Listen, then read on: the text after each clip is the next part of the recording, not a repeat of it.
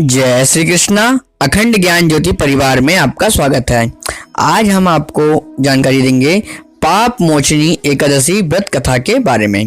देखिए, ये जो पाप मोचनी एकादशी व्रत कथा है, ये बहुत ही पुण्य है, पवित्र है। भगवान विष्णु को सृष्टि का पालनहार माना गया है और उनकी उपासना करने से हम सभी को सुख, समृद्धि और धन वैभव की प्राप्ति होती है। विष्णु जी की पूजा करने के लिए हर महीने 2 एकादशी आती हैं। एक शुक्ल पक्ष में पड़ती है और दूसरी कृष्ण पक्ष में। चैत्र मास के कृष्ण पक्ष में जो एकादशी पड़ती है उसी को ही पाप मोचनी एकादशी के नाम से जाना जाता है। पुराणों में बताया गया है कि पाप मोचनी एकादशी का व्रत रखना बेहद सुफलदायी होता है। जैसा कि इसके नाम से ही स्पष्ट हो रहा है कि पाप मोचनी एकादशी का व्रत करने से मनुष्य के सभी पाप धुल जाते हैं। कितने भी घोर से घोर किए गए पाप जो होते हैं, अगर कोई भी व्यक्ति इस व्रत को रखता है तो उसके सारे पाप नष्ट होना शुरू हो जाते हैं, कटना शुरू हो जाते हैं। और तो और इस व्रत का फल रखने का जो महत्व होता है, पुराणों में ऐसा वर्णित है कि 1000 गौओं को दान करने के महत्व के बराबर ही इस एकादशी व्रत का महत्व माना गया है। तो आइए जानते हैं इस पवित्र पाप मोचनी एकादशी व्रत कथा के पूजा विधि और महत्व के बारे में, और साथ ही साथ हम इसकी कथा के विषय में भी आज यहाँ चर्चा करेंगे। देखिए, पाप मोचनी एकादशी के बारे में शास्त्रों में बताया गया है कि इस व्रत को करने से ग्रहों के अशुभ प्रभाव को दूर किया जा सकता है और इसके साथ ही मन में आने वाले बुरे विचार भी नष्ट होना प्रारंभ हो जाते हैं।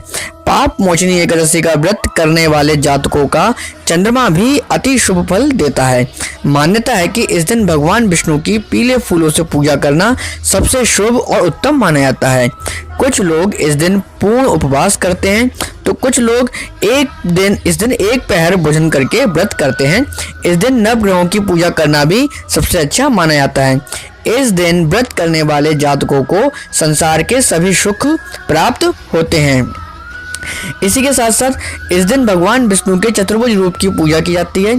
सुबह स्नान के बाद आप स्वच्छ वस्त्र धारण करें और उसके बाद एक लकड़ी की चौकी पर पीला कपड़ा बिछाकर भगवान विष्णु की मूर्ति को स्थापित करें।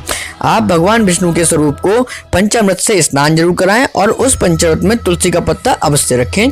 फिर दाएं हाथ में यानी कि सीधे हाथ में चंदन और फूल लेकर के एकादशी का व्रत करने का संकल्प करें। उसके बाद भगवान को पीले फल, पीले फूल और पीली कोई मिष्ठान जो भी हो आपके पास उसका भोग लगाएं।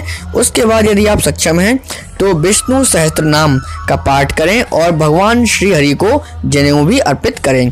आइए जानते हैं इस पवित्र पावन और पाप मोचनी एकादशी व्रत कथा के विषय में। पाप मोचनी एकादशी की महिमा के बारे में स्वयं भगवान कृष्ण ने अर्जुन को बताया था। उन्होंने व्रत की कथा सुनाते हुए कहा, एक बार राजा मानधाता ने लोमस ऋषि से जब पूछा कि प्रभु यह बताइए कि मनुष्य जो जाने अनजाने में पाप कर्म करता है उससे कैसे मुक्त हो सकते हैं। लोमस ऋषि ने उन्हें एक कहानी सुनाई, एक कथा बताई कि कैसे चैत्र रथ नामक सुंदर वन में 54 ऋषि के मेधावी पुत्र ऋषि तपस्या में लीन थे। तभी वहां मंजू घोषा नामक एक अप्सरा आ गई जो ऋषि पर मोहित हो गई, अपनी ओर आकर्षित करने के प्रयास में लग गई। उसी समय कामदेव भी वहां से गुजर रहे थे।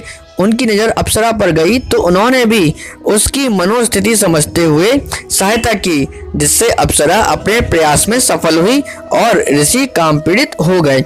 इसके बाद ऋषि शिव की तपस्या भूलकर अप्सरा के साथ रमण करने लगे। मगर कई वर्षों के बाद जब उन्हें अपनी भूल का एहसास हुआ तो उन्हें खुद पर बहुत ग्लानि हुई, पछतावा हुआ। इसके साथ ही अपना व्रत भंग करने के लिए उनको उसी अप्सरा पर क्रोध आ गया, जिस वजह से उन्होंने उस अप्सरा को पिशाचिनी होने का श्राप दे दिया। अप्सरा इससे दुखी हुई और श्राप से मुक्ति के लिए प्रार्थना करने लगी।